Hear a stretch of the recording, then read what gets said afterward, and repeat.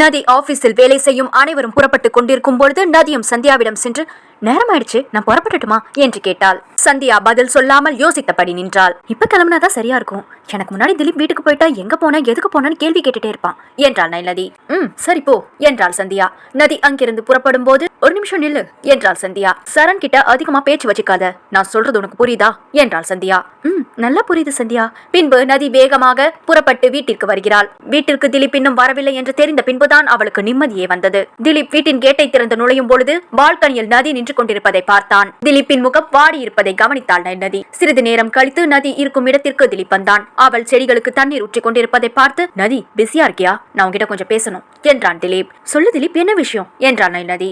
அவன் சொல்ல வந்ததை சொல்வதற்கு மிகவும் தயங்கினான். என்ன திலீப், என்கிட்ட சொல்றதுக்கு இப்படி யோசிக்கிற? அப்படி என்ன பேச போற என்றான் நதி. நீ தயங்குறத பார்த்தா எனக்கு பயமா இருக்கு, சீக்கிரம் சொல்லு திலீப் என்றான் நதி. நதி சித்தி டெக்ஸ்டைல்ஸ்ல இருந்து வந்திருக்காங்க, நீங்க வர சொல்லிருந்தீங்களா என்று கேட்டாள் ரீலா. ஆமா ரீலா, மேரேஜ் கிட்ட நெருங்கிடுச்சு, இன்னும் யாரும் ட்ரெஸ் எடுக்காம இருக்காங்க. திலீப் தான் கால் பண்ணி வர சொன்னா, எல்லாரையும் எடுக்க சொல்லு, திலீப் வந்து பில் பே பண்ணுமா என்றாள் நதி. சரி நீங்களும் வாங்க என்றாள் ரீலா. இல்ல ரீலா நீ போ, நான் இன்னும் கொஞ்ச நேரம் கழிச்சு வந்துடுறேன் என்றாள் நதி. சரி சீக்கிரம் வந்துடுங்க என்றாள் ரீலா. நீ போயிட்டு வா நதி, நான் அப்புறமா பேசுறேன் என்று அவன் அறைக்கு புறப்பட்டு சென்றான். அவனின் பின்புறமாகவே சென்றாள் நதி. இல்ல நீ இப்பவே சொல்லு, என்ன விஷயம் என்று விடாமல் அவனிடம் கேட்டுக்கொண்டே இருந்தாள் நதி. எனக்கு உன்கிட்ட கேட்கறதுக்கு ஒரு மாதிரி இருக்கு நதி, நீ என்னோட வைஃப் தான், ஆனா என்னன்னு தெரியல என்று திலீப் சொன்னதும் நதியின் முகம் மாறியது. அவளின் எண்ணங்கள் முழுவதும் அவன் சொல்ல வருவது என்னவாக இருக்கும் என்ற சிந்தனையில் எங்கெங்கோ சென்று கொண்டிருக்கிறது. சந்தியாவுடைய பழைய ஞாபகம் எல்லாம் திலீப்பிற்கு மறுபடியும் வந்திருக்குமோ என்று நினைக்கிறாள். ஒன்னும் இல்ல நதி, அப்பாவோட ஆபீஸை ரன் பண்ணலாம்னு நினைக்கிறேன். அந்த ஆபீஸை ரன் பண்றதுக்கு எனக்கு 1.5 கோடி பணம் வேணும். எனக்கு அண்ணாவோட ஆபீஸ்ல வேலை செய்ய விருப்பம் இல்ல என்றான் திலீப். ஏன் என்னாச்சு என்றாள் நதி. எம்ப்ளாய் பண்ண தப்புக்கு அண்ணா என்ன புடிச்சு திட்டான். எல்லாரும் முன்னாடி எனக்கு ஒரு மாதிரி ஆயிடுச்சு. ஒருத்தவங்க கீழே வேலை செய்தா இப்படிதான் என்றான் திலீப். 3 மாசத்துக்கு அப்புறம் சந்தியா எப்படியும் ஆபீஸ் கொடுத்துருவா. அந்த ஆபீஸை ரன் பண்றதுக்கு பணம் தேவைப்படும். அது நல்ல ரேட்டிங்ஸ்ல போயிட்டு இருக்கு. அதை டெவலப் பண்றதுக்கு கொஞ்சம் பணம் போட்டா போதும். ஐயாவோட ஆபீஸ் ஃபுல்லா க்ளோஸ் பண்ணிருக்கு. இதுல பணம் போட்டுட்டு போடுற பணம் திருப்பி கிடைக்கணும்னா லாஸ் தான் என்று மனதிற்குள் யோசித்துக் கொண்டிருந்தாள் நதி. நதி நான் உன்கிட்ட தான் பேசிட்டு இருக்கேன் என்றான் திலீப். திலீப் இன்னும் 3 மாசம் மட்டும் பொறுத்துக்கோ என்றாள் நதி. என்ன நதி பேசுற நீ? 3 மாசத்துக்கு அப்புறம் என்ன? நான் கேட்ட உடனே நீ ஓகே சொல்வேன்னு நினைச்சேன். பணம் வந்த பிறகு நீ கூட மாறிட்ட. 3 மாசத்துக்கு பிறகு கொடுக்க போறதை இப்ப கொடுத்தா என்ன? உனக்கு நான் படுற கஷ்டம் என்னன்னு உனக்கு நான் சொன்னா புரியாது, பட்டாதான் தெரியும். ஒரு ஆபீஸ்ல போய் ஒருத்தவங்க கீழே வேலை செஞ்சு பாரு. கொடுக்கறேன்னு சொல்லு, இல்லன்னா கொடுக்க மாட்டேன்னு சொல்லு. ரெண்டுத்துக்கும் இடையில பேசிட்டு இருக்காத. நீ பேசுறதுல இருந்து புரிஞ்சது நதி, உனக்கு கொடுக்க விருப்பம் இல்லன்னு. நான் இனி உன்கிட்ட கேட்க மாட்டேன் என்று கோபமாக பேசிவிட்டு அவனுடைய லேப்டாப்பை எடுத்து வேலை பார்க்க ஆரம்பித்து விட்டான். சந்தியாவுடன் அவள் போட்ட அக்ரிமெண்ட் பேப்பர்ஸ் அவளிடம் தான் இருக்கிறது. அதை விட்டு அறைக்குள்ளே பத்திரப்படுத்தி மறைத்து வைத்திருக்கிறாள். ரீலா வந்து நதியை கீழே அழைத்து சென்றாள். கீழே அனைவரும் சேலையை பார்த்து கொண்டிருக்கின்றனர். பூஜா மட்டும் அங்கு இல்லை. ரீலா உன்னோட அம்மா வரலையா என்று கேட்கிறாள் நதி. அவங்க யார்கிட்டயோ போன் பேசிட்டு இருக்காங்க, வரேன்னு சொல்லிருக்காங்க, நீங்க வாங்க என்று அவளை அழைத்துக் கொண்டு சென்றாள் ரீலா. சந்தியா உன்னோட பிளான் எனக்கு சுத்தமா புரியல. நீ என்னதான் பிளான் போட்டிருக்க? ஒரே குழப்பமா இருக்கு. அழகா ஒரு நல்ல வாய்ப்பு கிடைச்சது. பணத்தை மொத்தத்தையும் அவகிட்ட இருந்து வாங்கிருக்கலாம். நான் சொன்ன மாதிரி பணத்தை 50-50 எடுத்துக்கலாம் என்றாள் பூஜா. எனக்கு பணம் முக்கியம் இல்ல பூஜா, அவளை பழி வாங்கணும், அவ்வளவுதான். அவகிட்ட இருந்து பணத்தை வாங்குறதுக்கு நீ வேற ஏதாவது பிளான் போட்டுக்கோ. எனக்கு கிடைச்ச வாய்ப்பு எனக்கு பிடிச்ச மாதிரி பயன்படுத்திக்கிறேன். நீ எனக்கு வந்து ஆர்டர் போட்டு இருக்காத என்று சொல்லிவிட்டு அழைப்பை துண்டித்து விட்டாள் சந்தியா. சந்தியாவின் மீது உக்கிர கோபம் வந்தது பூஜாவுக்கு. எப்படி வெளிப்படுத்துவது என்று தெரியாமல் திணறினாள். அந்த எரிச்சலோடு வெளியே வந்த பூஜாவின் கண்களுக்கு நதி மட்டும் தான் தெரிந்தாள். அவளின் அருகில் சென்றாள் பூஜா. நதி உங்களுக்கு இந்த சேலை நல்லா இருக்கும், இது உங்களுக்கு பிடிச்சிருக்கான்னு பாருங்க என்ற ஒரு சேலையை அவளிடம் கொடுத்தாள் ரீலா. நதியின் உடல் மட்டும் தான் அங்கு இருக்கிறது, சிந்தனை முழுவதும் வேறு எங்கோ இருக்கிறது. ரீலா அவ கலருக்கு அதெல்லாம் செட் ஆகாது, தயவு செஞ்சு உன் கல்யாணத்துக்கு மேக்கப் போட்டுட்டு வர சொல்லு. அப்படியே வந்தா அவ்வளவுதான், கருப்பு காட்டேரின்னு வந்தவன் எல்லாம் வெளியே ஓடிடுவான். அப்ப இது மட்டும் தான் இருந்து கல்யாணத்தை பார்த்துட்டு போகும் என்றாள் பூஜா. அம்மா என்னம்மா பேசுற நீ? உன்னை யார் இங்க வர சொன்னது? நீ கிளம்பு, கல்யாணத்துக்கு நீ வரலனா கூட ஃபீல் பண்ண மாட்டேன் என்றாள் ரீலா. உன் சேர்க்க சரியில்லை ரீலா, அதான் இப்படி பேசிட்டு இருக்க என்றாள் பூஜா. இல்லம்மா, சின்ன வயசுல இருந்து நான் உன் கூடவே இருந்துட்டேன்ல, நீ பேசுறதெல்லாம் கேட்டுட்டே, அதனாலதான் இந்த பேச்செல்லாம் என்ன விட்டுட்டு போக மாட்டேங்குது, என் கூடவே இருக்கு என்றாள் ரீலா. ரீலா கூட பேசிட்டு இருக்காத, போய் நீ உனக்கு சேலை செலக்ட் பண்ணு என்று அவளை அனுப்பினாள் நதி. ரீலா அங்கிருந்து சென்ற பிறகு, உன்னோட பிளான் என்னன்னு எனக்கு நல்லாவே தெரியும் நதி என்றாள் பூஜா. நதியுடைய மனம் முழுவதும் திலீப்பிற்கு என்ன சொல்லி புரிய வைப்பது என்று தெரியாமல் அதையே யோசித்துக் கொண்டிருக்கிறாள். அவள் கண்களும் கைகளும் புடவையை தழுவி கொண்டிருந்தாலும் மனம் முழுவதும் அந்த பிரச்சனையிலிருந்து எப்படி மீண்டு வருவது என்ற சிந்தனையில் இருக்கிறாள். இந்த சமயத்தில் பூஜா அவளிடம் இருந்து, நதி நீ என்ன பிளான் போட்டு இருக்கானே எனக்கு நல்லா தெரியுது. 10 ரூபாய் கையில வச்சுக்கிட்டு எல்லாருக்கும் 10 பைசாக்கு பொருள் வாங்கி கொடுத்துட்டு 10 ரூபாய்க்கு கணக்கு காட்டலான்னு முடிவு எடுத்திருக்கியா என்றாள் பூஜா. அந்த 10 ரூபாய் என்னோட பணம். 10 பைசா யாருக்கும் செலவு பண்ணணும்னு எனக்கு அவசியம் இல்ல. யாருக்கும் கணக்கு காட்ட வேண்டிய அவசியமும் எனக்கு இல்ல. டெக்ஸ்டைல் ஷாப்ல இருந்து நான் இவரை வர வைக்கவே இல்ல, திலீப் தான் வர வச்சான். நீங்க வாங்குற பொருள் எல்லாத்துக்கும் அவன் தான் பணம் கொடுக்க போறான். நான் கொடுக்கணும்னு எனக்கு அவசியமே இல்ல. உங்களுக்கு புடவை வேணும்னா எடுங்க, வேணானாலும் எந்த பிரச்சனையும் இல்ல என்றாள் நதி. உன்கிட்ட இருந்த அந்த சொத்தை எல்லாம் எப்படி வாங்கணும்னு எனக்கு நல்லாவே தெரியும். நீ போடுற இந்த பிச்சை பணம் எனக்கு தேவையில்லை என்று சொல்லிவிட்டு பூஜா அங்கிருந்து சென்றாள். இவர்கள் இருவரின் உரையாடல் அங்கிருந்து யாருடைய செவிக்கும் கேட்கவில்லை. ரீலாவின் கல்யாணத்திற்காக வீட்டில் உள்ள அனைவரும் தங்களுக்கு தேவையான சேலையை எடுத்துக் கொண்டிருந்தனர். ரீலா மட்டும் எந்த சேலை எடுப்பது என்று புரியாமல் திகைத்துக் கொண்டிருந்தாள். ரீலா, என்ன பண்ணிட்டு இருக்கிற என்றாள் நதி. எனக்கு ஒண்ணுமே புரியல நதி, எதை எடுக்கிறதுனே தெரியல.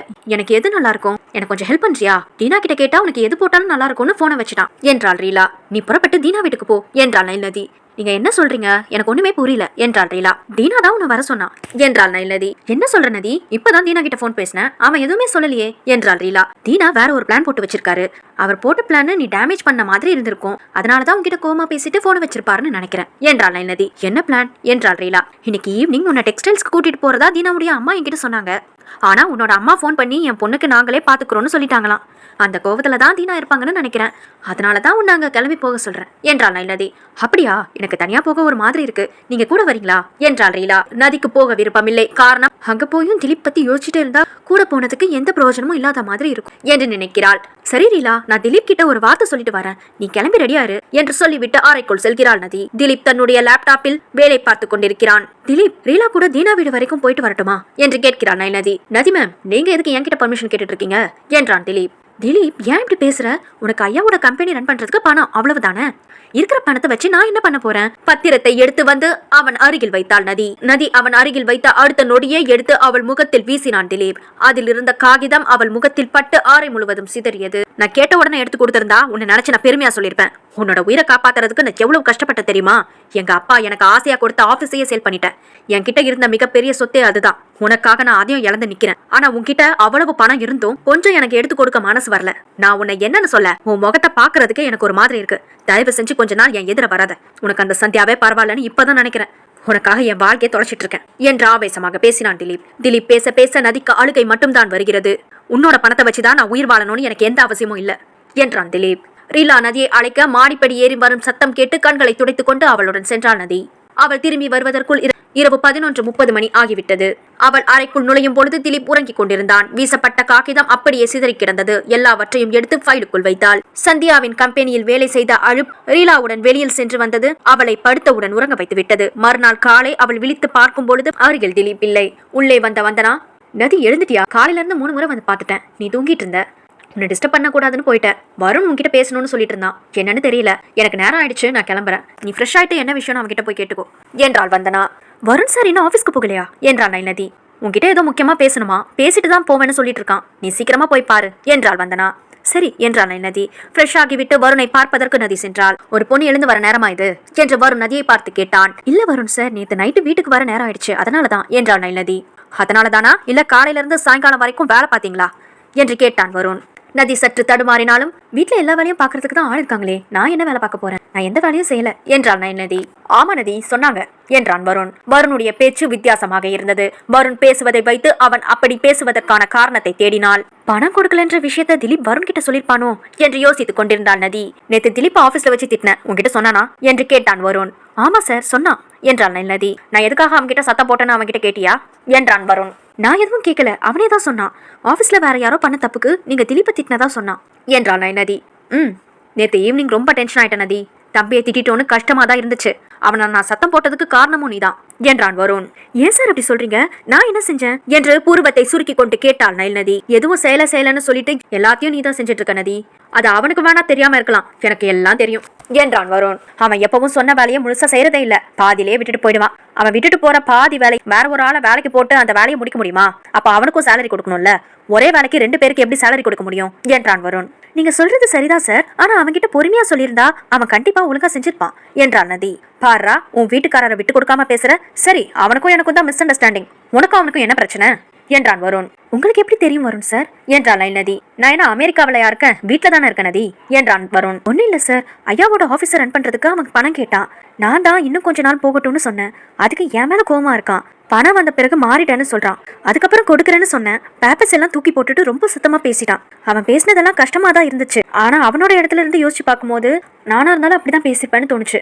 எனக்காக அவன் ஆபீஸையே சேல் பண்ணிட்டான். அவன் கேட்கும் போது இதை கூட ஓகே சொல்லாம போயிட்டேன்னு வருத்தமா இருக்கு. அவன் கேட்ட உடனே எடுத்து கொடுத்துருக்கலாம். நான் தான் தேவையில்லாம யோசிச்சு தப்பு பண்ணிட்டேன். இப்போ அவனை எப்படி சமாதானப்படுத்த போறேனே தெரியல என்றாள் நதி. கொடுத்துடு நதி, கொஞ்சம் கொஞ்சமா கொடுக்காத, மொத்தமா எடுத்து கொடுத்துடு என்றான் வருண். இவருக்கு என்ன ஆச்சு, ஏன் இப்படி பேசிட்டு இருக்காரு என்று குழப்ப பார்வையில் அவனை பார்த்தாள் நதி. நான் திட்டினதுல இருந்து ஒழுங்கா வேலை பாக்குறான். இப்ப கூட ஆபீஸ்ல இருந்து தான் போன் வந்துச்சு. நேத்து கொடுத்த வேலையை நைட்டே முடிச்சிட்டானா. இன்னைக்கு வேலையை ஒழுங்கா உட்காந்து பாத்துட்டு இருக்கான். ஏதாவது தப்பு இருக்கா நான் சத்தம் போட்டதுல என்றான் வருண். இல்ல, நீங்க எது செஞ்சாலும் அவரோட நல்லதுக்காக தான் செய்வீங்க என்றாள் நதி. இதை அவன் புரிஞ்சுக்கணுமே, தம்பி தானே, அவனால முடிஞ்ச வரைக்கும் செய்யட்டும், மிச்சத்தை நம்ம பாத்துக்கணும்னு விட்டுருக்கலாம். இது வரைக்கும் அப்படிதான் விட்டுட்டு இருந்தேன், இனிமே விட முடியாதுல்ல. ஏன்னா நீ அடிமையா வேலை செஞ்சு அந்த கம்பெனியை மீட்டு கொண்டு வந்து உன் புருஷன்கிட்ட கொடுப்ப.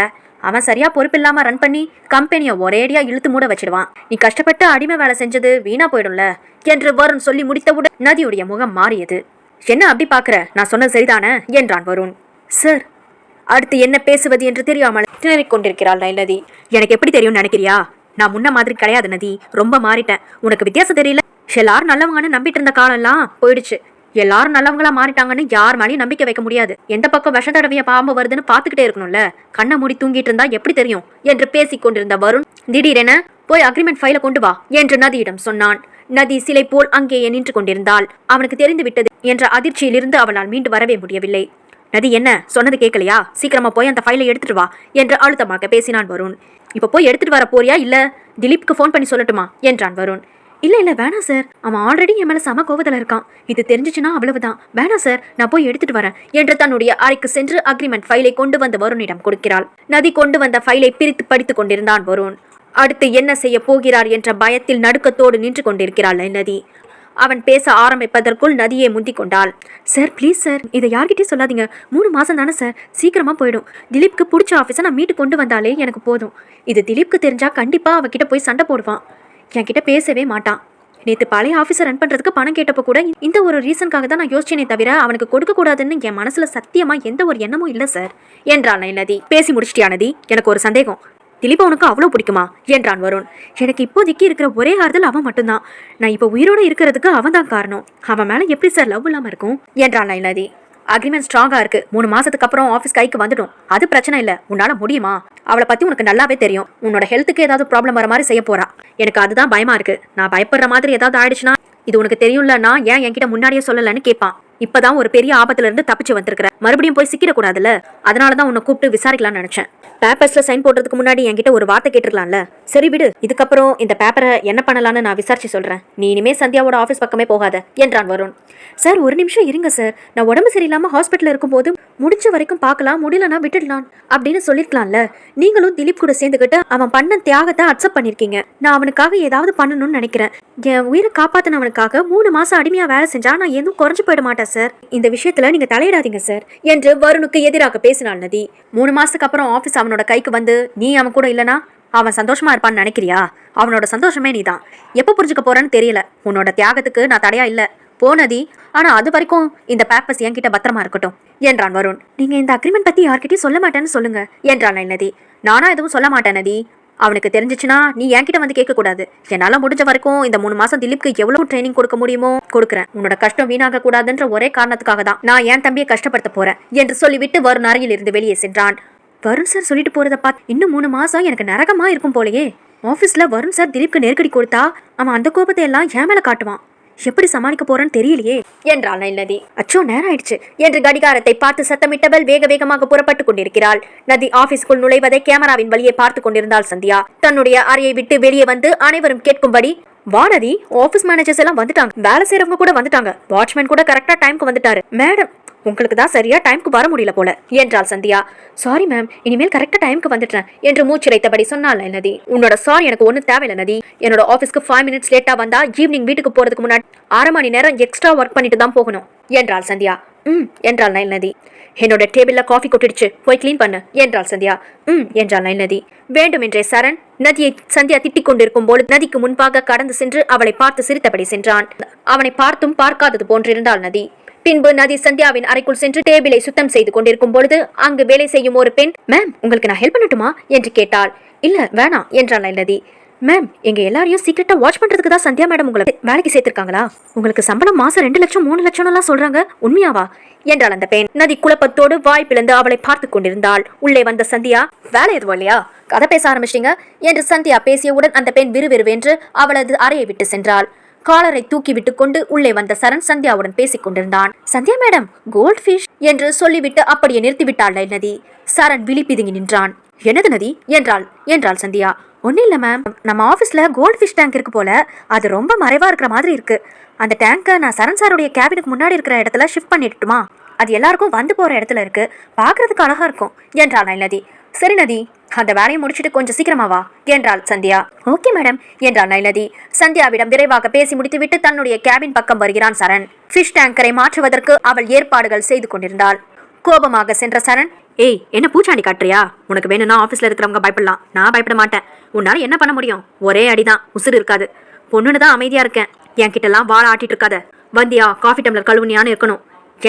என்னெல்லாம் சீண்டிட்டு இருக்க கூடாது. நான் நினைச்சா உன்னை வேலையை விட்டே தூக்கிடுவேன் என்றான் சரண். அப்படியா?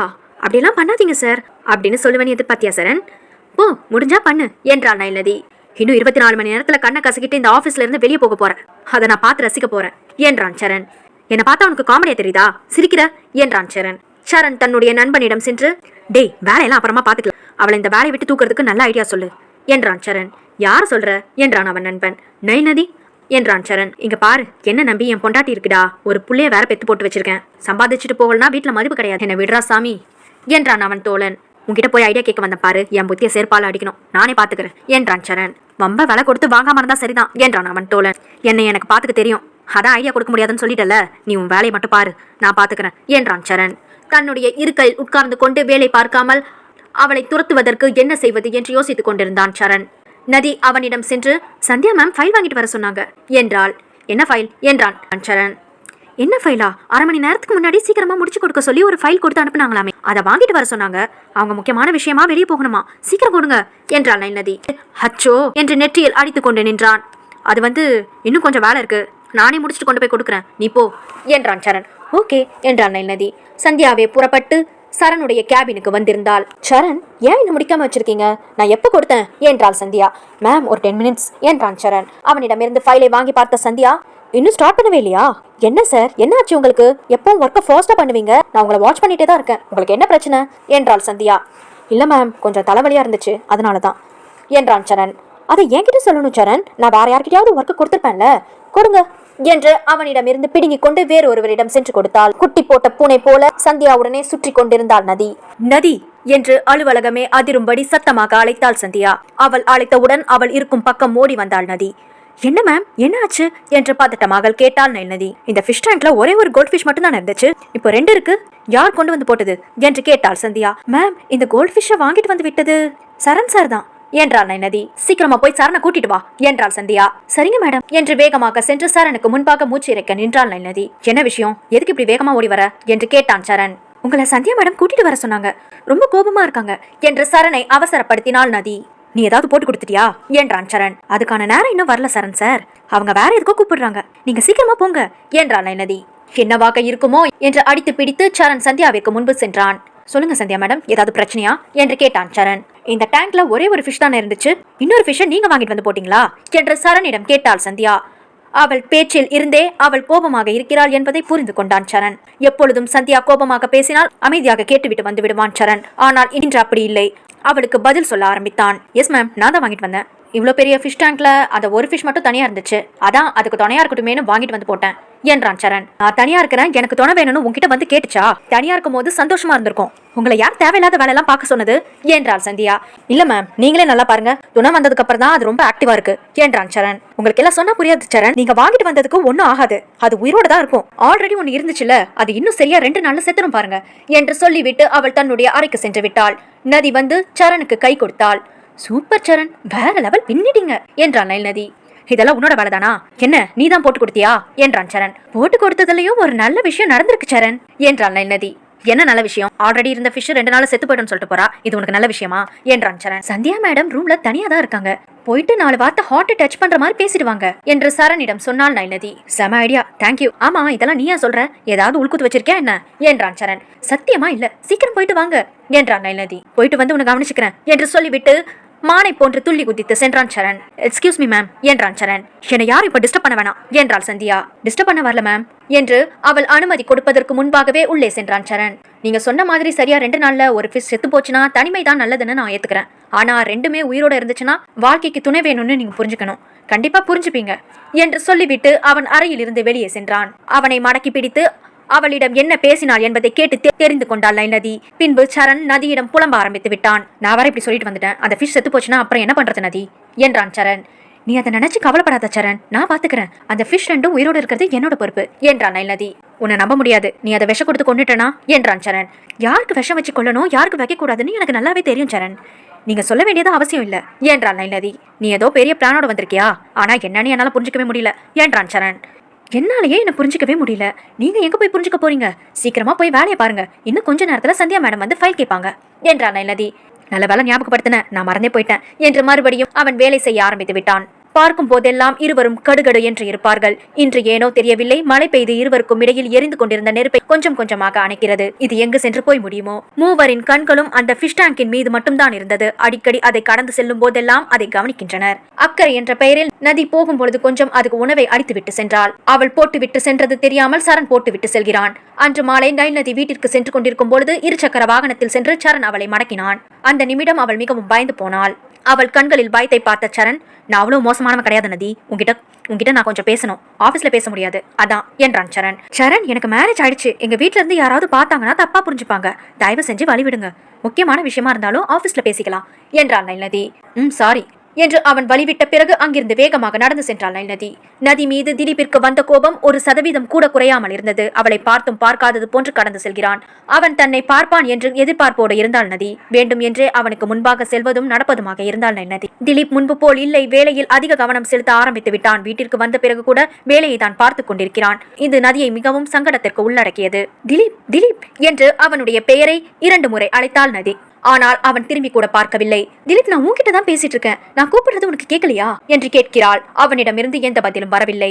நதியின் சத்தம் கேட்டதும் பாடலின் சத்தத்தை வேகமாக வைத்துக்கொண்டு வேலை பார்க்க ஆரம்பித்தான். அறைக்குள் பாடலின் சத்தம் வீட்டின் கீழ்ப்பகுதி வரை பரவி சென்றது. வருண், இவன் சும்மாவே படிக்க மாட்டான், இப்ப பாட்டு சவுண்ட கேட்டுட்டு டான்ஸ் ஆடிக்கிட்டே இருக்கிறான், நீ போய் கொஞ்சம் சவுண்ட கம்மி பண்ண சொல்லு என்று வந்தனா வருணிடம் சொன்னாள். எனக்கு வேலை இருக்கு வந்தனா, நீயே போய் சொல்லிட்டு வா என்றான் வருண். நம்ம குழந்தை மேல உங்களுக்கு வர வர அக்கறையே இல்லாம போச்சு. டேய், நீ போய் சொல்லிட்டு வா, சித்தப்பா நான் படிக்க போறேன், சவுண்ட கொஞ்சம் கம்மி பண்ணுங்கன்னு சொல்லு என்று தன்னுடைய குழந்தையிடம் சொன்னான். சரிம்மா என்று சொல்லி அவன் மாடிப்படி ஏறி சென்றான். 2 முறை வெளியே நின்று கதவை தட்டினான். அறைக்குள் ஓடிக்கொண்டிருக்கும் பாடலின் சத்தத்தால் இருவருக்கும் கேட்கவில்லை. 2 கைகளையும் கதவின் மீது அடித்துக்கொண்டு வேகமாக உள்பக்கமாக தள்ளினான். கதவு திறந்து விட்டது.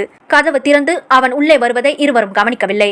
அவன் நேராக சென்று பாடல் ஓடிக்கொண்டிருக்கும் கருவியை நிறுத்திவிட்டான். சத்தம் நின்றவுடன் இருவரது பார்வையும் அந்த கருவியின் பக்கம் திரும்பியது. டேய், ஏன்டா ஆஃப் பண்ண, போடு என்று அதட்டினான் திலீப். சித்தப்பா, நான் படிக்கணும் சித்தப்பா, இவ்வளவு சத்தமா வச்சிட்டு இருந்தா நான் எப்படி படிக்கிறது என்றான் அஸ்வின். இங்க வா என்றான் திலீப். வரமாட்டேன் சித்தப்பா, நீங்க என்ன அடிப்பீங்க என்று அவன் அறையில் இருந்து ஓட முயற்சி பண்ணும் பொழுது அவனை அப்படியே தூக்கி கொண்டு வந்து மெத்தையில் போட்டான் திலீப். நதி, என்ன காப்பாத்து என்று சத்தமிட்டான் அஸ்வின். திலீப், அவனை விடு என்றாள் நதி. இது எனக்கும் அவனுக்கும் இருக்கிற பிரச்சனை, நீ வராத, நீ உன் வேலை மட்டும் பாரு என்றான் திலீப். திலீப்பின் கைபேசி சத்தமிட்டது. அது நதியின் அருகில் தான் இருந்தது. தன்னுடைய கைபேசியின் சத்தம் கேட்டவுடன் அவன் கைபேசியை எடுக்க வந்தான். அந்த கேப்பில் அஸ்வின் ஓடிவிட்டான். சத்தமிட்டுக் கொண்டிருக்கும் கைபேசியின் முகப்பு பக்கத்தில் ஒரு பெண்ணின் பெயரும் புகைப்படத்தோடு வந்திருந்தது. அவளின் நிறம் பேசும். இந்த தொடர் உங்களுக்கு பிடிச்சிருக்கும்னு நம்புறேன். இன்னும் நிறைய சுவாரஸ்யமான கதைகளும் காத்துட்டு இருக்கு. தொடர்ந்து இணைப்பில் ஏறுங்க. நீங்க நம்ம சேனலை சப்ஸ்கிரைப் பண்ணாம இருந்தீங்கன்னா